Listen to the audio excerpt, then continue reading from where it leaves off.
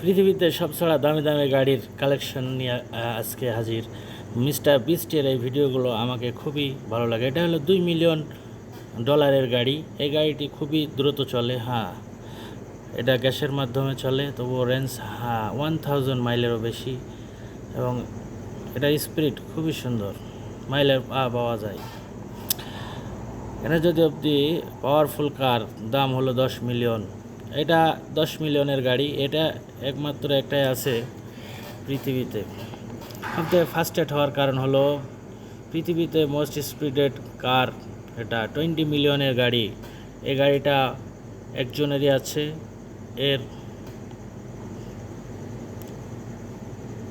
এই গাড়িগুলো আসলে খুবই দারুণ দারুণ।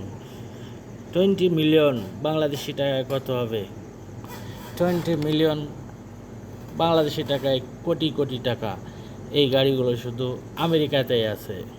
বিশ্বের এটা হলো দারুণ একটি গাড়ি।